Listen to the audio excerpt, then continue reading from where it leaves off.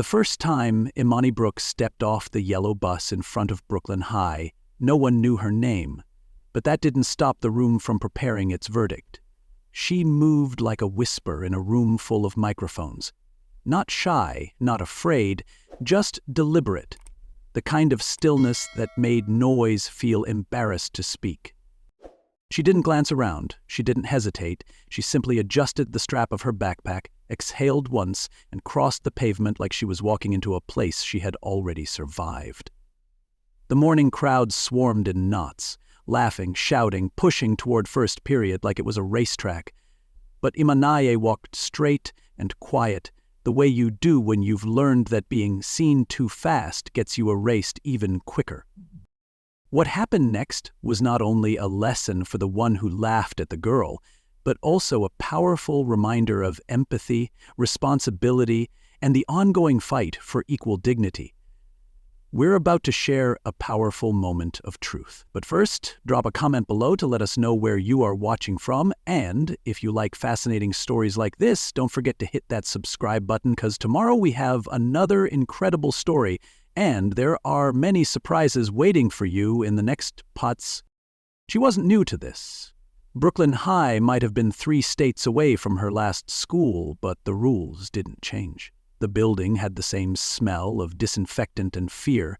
The halls carried the same hierarchy carved into its lockers like graffiti. She wasn't here to challenge it. She was here to survive it. Keep your head down, stay out of the spotlight, and never give them what they're looking for. That was the armor. That was how black girls in white spaces learned to breathe without taking up space. She found her locker, spun the dial on the combination, and refused to make eye contact with anyone who hadn't earned it. But even with her silence, even with her stillness, she could feel it. The air shifting, the eyes narrowing. Somewhere behind her, the Queen had already noticed. Jessica Carter didn't walk through hallways. She glided, with the practiced smile of someone who had never lost a vote or a hallway battle. She was the algorithm of high school cruelty, beautiful, efficient, unstoppable. Her power didn't come from yelling, it came from deciding what mattered and watching the rest of the world follow. And today, what mattered was the quiet black girl at locker 248. She watched Imani for only seconds before smirking. New girl, different, unfazed. A problem. Jessica never moved alone. Monica and Ava hovered beside her like well-dressed shadows. Ryan, her older brother, stood nearby like a trophy with arms, and Trey Morales, the loudmouth court jester, circled the group with a smirk sharp enough to wound. Jessica didn't know Imani's name yet, but she already knew what she was going to be. A target. Lunch was where the rituals happened. It always was. The cafeteria, a stage built on sticky tile floors and the illusion of choice. Everyone had their section. Everyone played their part. Imani took her tray and sat alone at the corner table, back to the wall, facing the room. She didn't look up until the laughter shifted. It wasn't natural. It was aimed. Jessica's voice rose like a melody twisted into a threat. Oh, look, the new girl thinks she's too good to sit with anyone. Monica followed with, maybe she doesn't speak English, and Trey, never missing a cue, added, or maybe she's just slow. The cafeteria didn't erupt. It leaned in. Imani didn't speak, didn't flinch. She simply reached for her juice, sipped it, and kept eating. The crowd expected outrage. What they got was silence. And that was worse. Jessica knocked over her juice cup. Deliberately, slow and petty. The liquid bled across Imani's tray like a dare. Again, no response. Imani wiped her hand with a napkin, picked up her tray, and walked to the trash without a single word. No anger, no trembling, just presence. And then she laughed. Not loud, not fake, just one soft, knowing laugh that pierced through the cafeteria like a truth no one was ready for. Behind her, the room hesitated. The laughter they had started now tasted strange, like maybe they had misjudged the moment. Jessica felt it too, the shift, the loss of control, and as Imani turned back with a single glance, There was no fear in her eyes, no shame, only a dangerous kind of calm, the kind that doesn't fight for approval. It waits to be tested. And in that instant, Jessica Carter met something stronger than popularity. She met her mirror, and she did not like what looked back. Jessica Carter had been performing dominance for so long she forgot what it felt like to not be applauded. That cafeteria moment, the laugh, the spill, the walk away, should have been her crown jewel, the scene everyone remembered, the one that confirmed her reign. But it didn't land like it was supposed to. It didn't feel like power. It felt like a question, and Jessica hated questions. By the time the final bell rang that day, the whispers around school had changed tone. They weren't mocking Imani anymore. They were curious. They were watching her, talking about her. Jessica felt it in the way eyes turned and didn't return to her. The new girl hadn't shouted, hadn't fought back, hadn't even raised her voice. And somehow she had tilted the social axis. Jessica couldn't stand it, so she strutted into school the next morning, ready to reclaim her throne. She found Imani at her locker and struck. "Careful," she said loudly. "This is a school, not a zoo."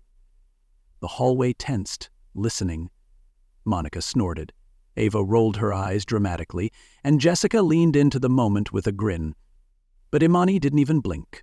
She kept turning her locker dial like she hadn't heard a thing. Jessica was playing chess, but Imani, she was building the board.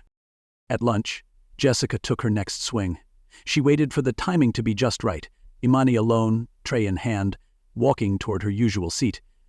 That's when Monica stretched out a perfectly aimed foot. Imani stumbled. The tray clattered to the ground, food everywhere. The cafeteria went silent, then gasped, then shifted into laughter. Jessica waited for the break, the flash of anger, the tears, but it never came.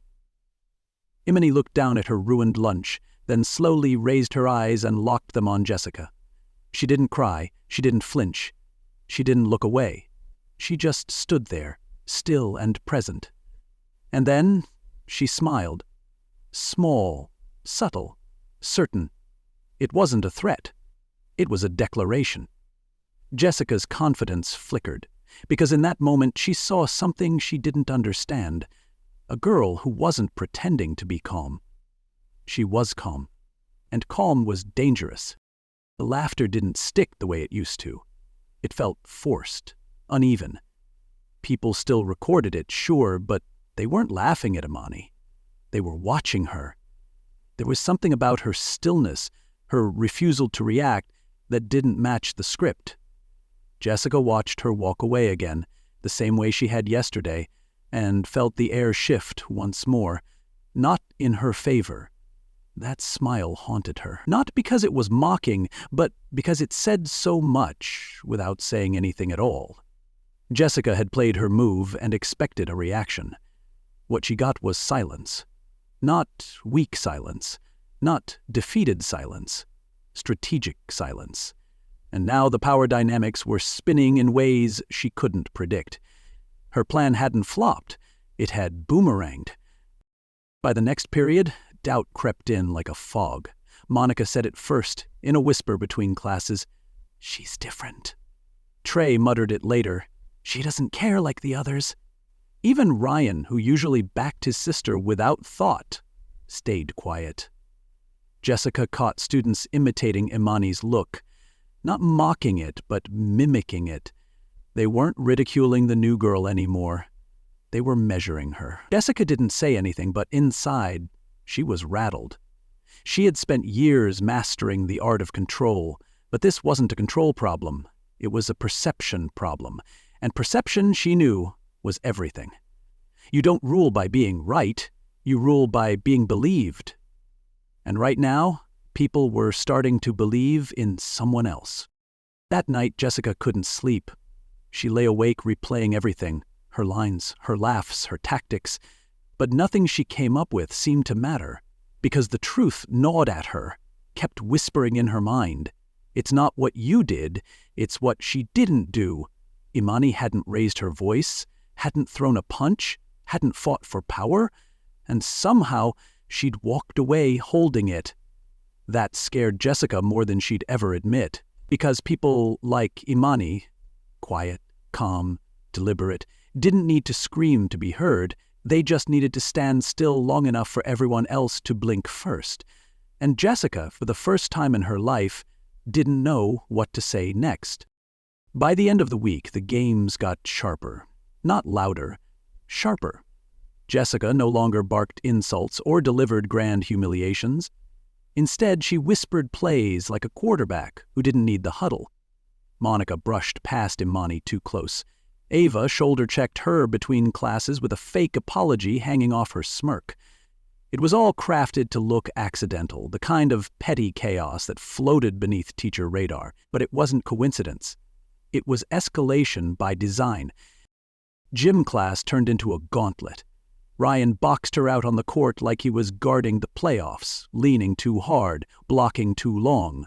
Trey made defense personal, shouldering her, mocking her, calling out, "Let's see what Chicago's made of." But Imani never rose.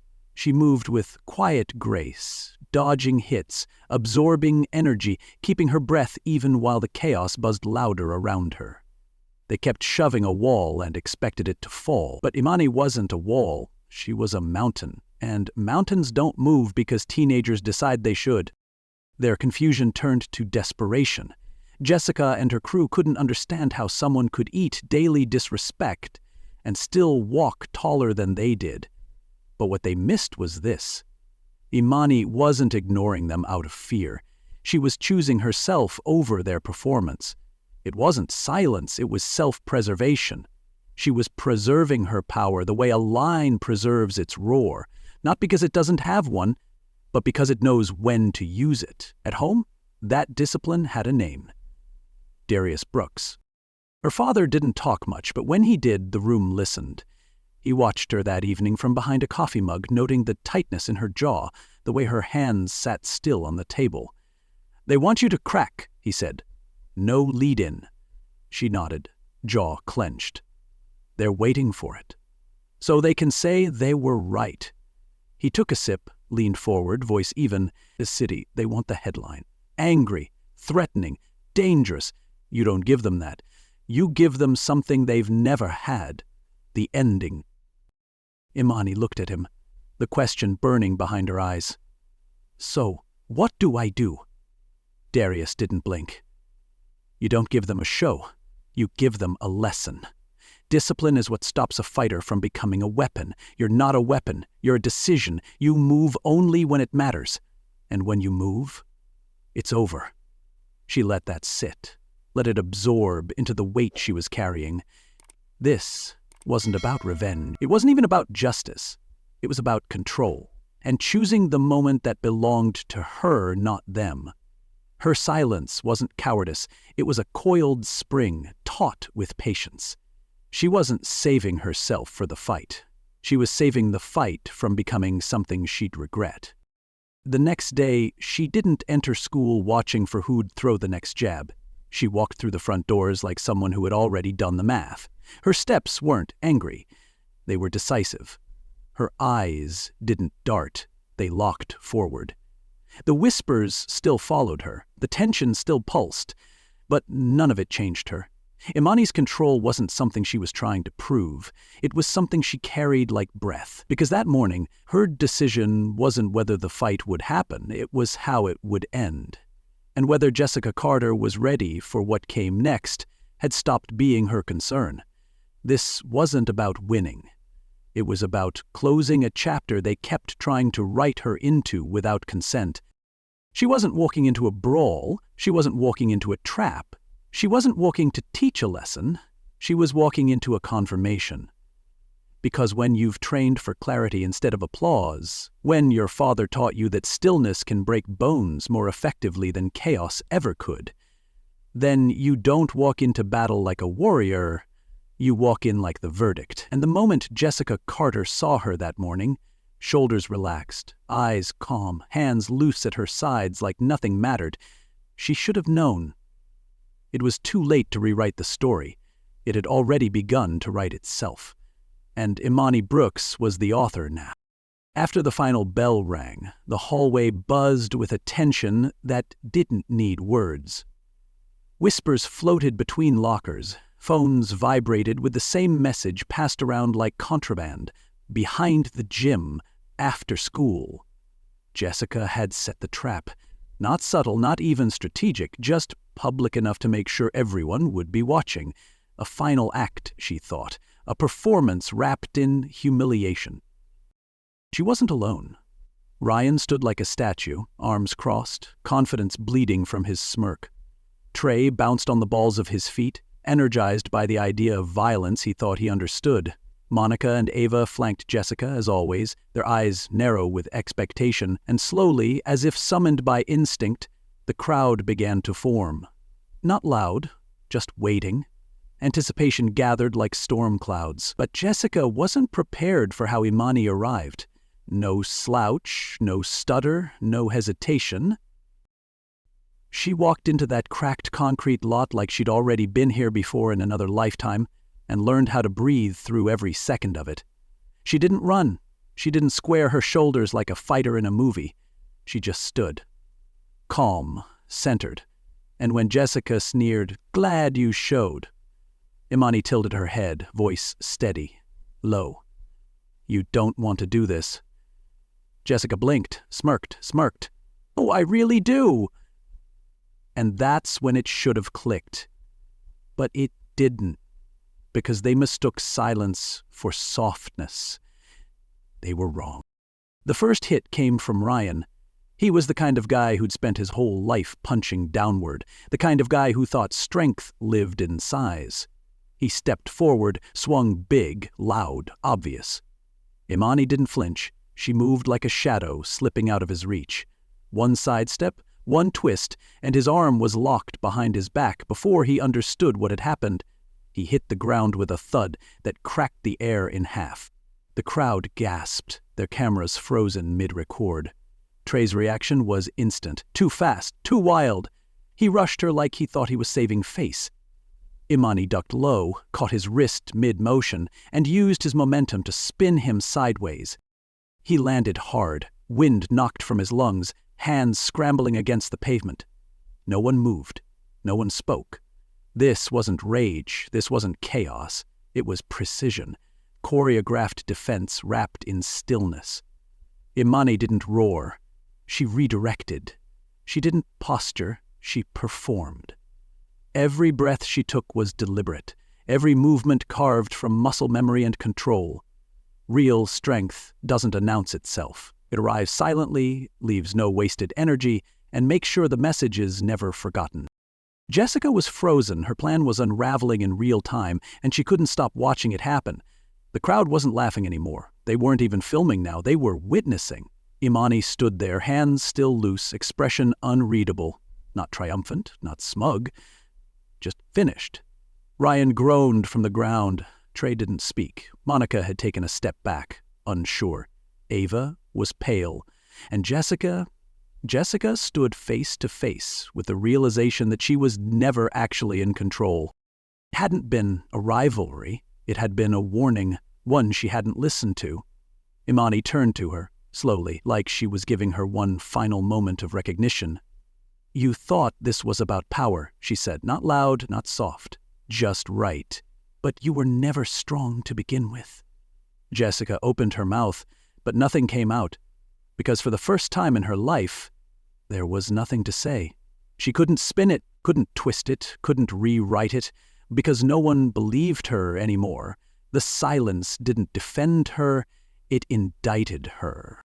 Imani didn't wait for applause. She didn't expect cheers. She turned and walked away like it had cost her nothing, because it hadn't. What she gave them was control. What she kept for herself was peace. She hadn't come to fight. She came to finish something before it ever began.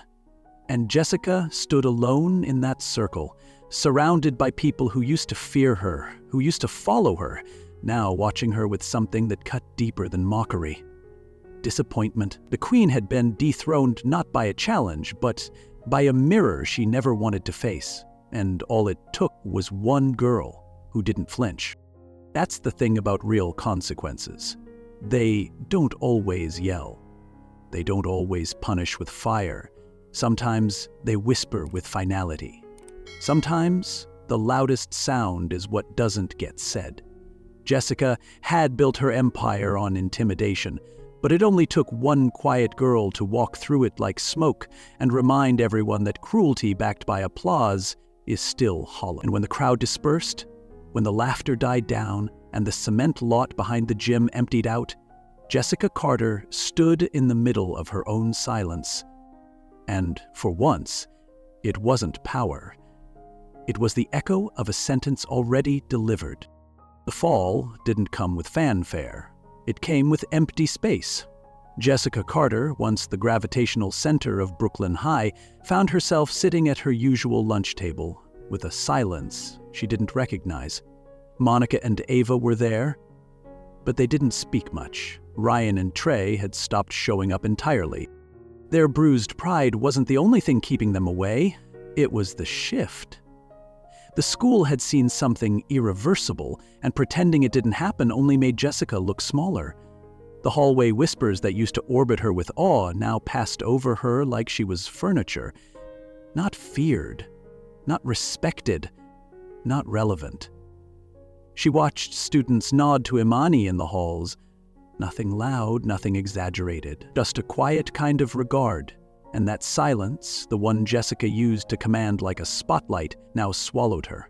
Her throne had become a folding chair, her crown nothing but assumption. The cafeteria, once her court, now moved around her like she didn't belong. Her table, which had always been overfull, now had open seats. The line of students who used to pause to say hi, to curry favor, now simply passed. Jessica looked up from her untouched tray and saw it in their eyes. Not hatred, worse, indifference. Authority evaporates when the audience changes channel. And everyone had switched. Imani didn't claim power, but the vacuum left in Jessica's collapse found her anyway. People didn't crowd around Imani. They simply followed her silence, watched her calm, respected the way she never had to demand attention. She didn't have a posse. She didn't need one. Jessica realized painfully that she had confused fear for influence. What she had ruled with was compliance, not loyalty, and compliance dies the moment someone shows there's another way to stand. Jessica tried to laugh at a joke during lunch. It landed with a thud. She tried a snide comment about someone's outfit in the hallway. It drew a side eye from Ava and nothing else. She was fading, and everyone could see it.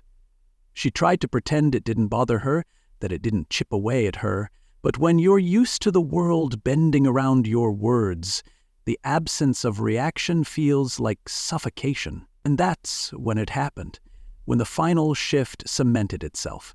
Imani walked past Jessica's table without slowing, without glaring, without even acknowledging her. It wasn't malice. It was something colder. Release. That was the moment Jessica knew it wasn't about a fight anymore. It was about being dismissed. And that's a sentence no apology or retaliation can undo. That afternoon, Jessica approached her old circle, Monica, Ava, two other girls who used to laugh the loudest when she did. She started to talk, tried to reclaim the rhythm, but it wasn't there. She asked if they wanted to meet up after school. Ava shrugged. Monica said she was busy. The others didn't even look up. Jessica stood there, words dying in her throat, realizing how fast royalty becomes rumor.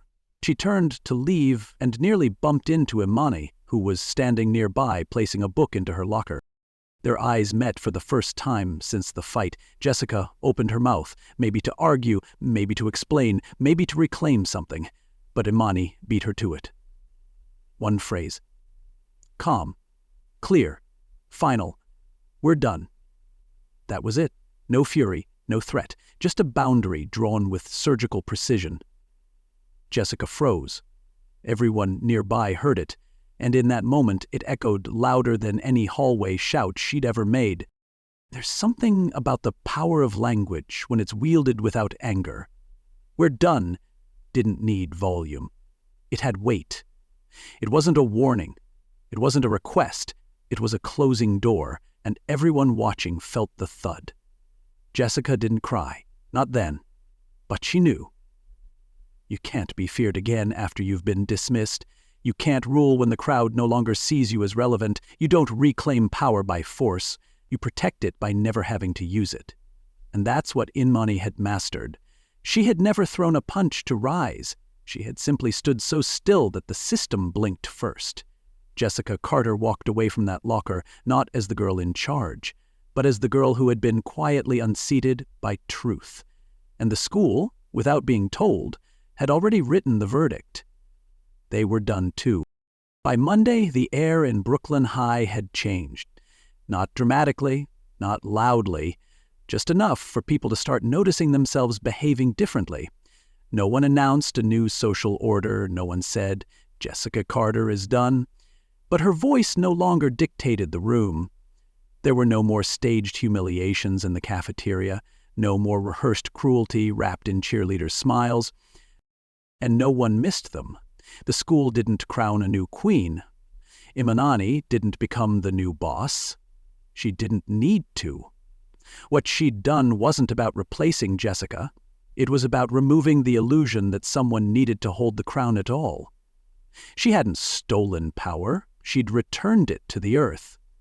Left it where no one else would bother digging it back up. There was no throne, no banner, no parade, just hallway space that felt a little safer.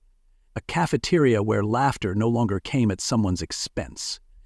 The rules hadn't been rewritten. They'd been discarded.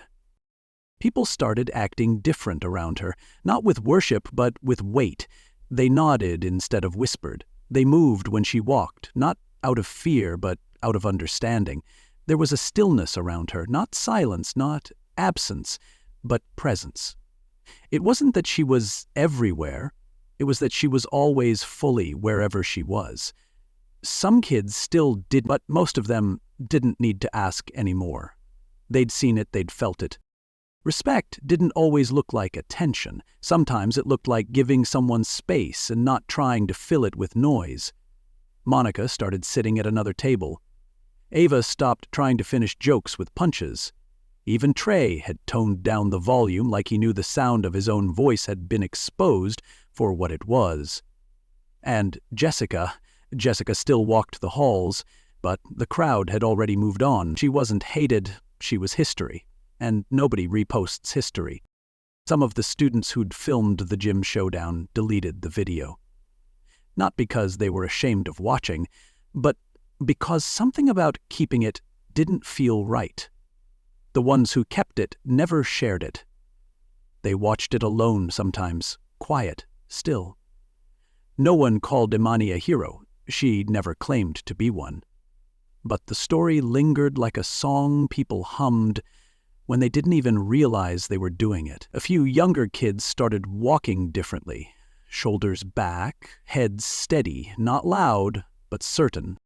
One even told a teacher, "She reminds me I don't need to prove anything." And that was it. That was the ripple. It wasn't about justice served, it was about pressure released. Because seeing someone refuse to flinch in the face of insult doesn't just make you admire them, it makes you question why you ever thought you had to bow to survive. Imani didn't start smiling more. She didn't suddenly start giving speeches or joining student council. She didn't start anything. She just continued. Every step she took was now her own, not a reaction to anyone else. People still watched her, but the gaze had changed. It wasn't fascination. It was clarity. Like they weren't seeing the new girl anymore. They were seeing someone they had almost missed, someone who had been whole all along. And that's what made it stick. She didn't rise. She arrived. The moment had just caught up to her. The story didn't end with a cheer. It ended with a walk away. Not out of triumph, not out of bitterness, just out of choice. Because that was always the point. She didn't fight to win. She stood to be done. There was no grand exit, no final blow, no revenge served cold. Just her walking out of a cafeteria one afternoon, then walking into school the next morning exactly the same. Unchanged, undiminished, and apologetically whole. And Jessica? Jessica never tried again. Because even she understood, some defeats aren't loud. Some defeats are the echo of a voice that never raised itself. Some defeats are so final they don't need to be explained. And in the end, it wasn't the silence that changed everything. It was who held it. Who owned it? Who chose not to fill it with noise, but with presence? That's how the story closed. Not with a roar, but with a steady step. She didn't flinch. They blinked. And that was enough. Leave a comment below to let us know where you are watching from, and if you like fascinating stories like this, don't forget to hit that subscribe button because tomorrow we have another incredible story and there are many surprises waiting for you in the next parts.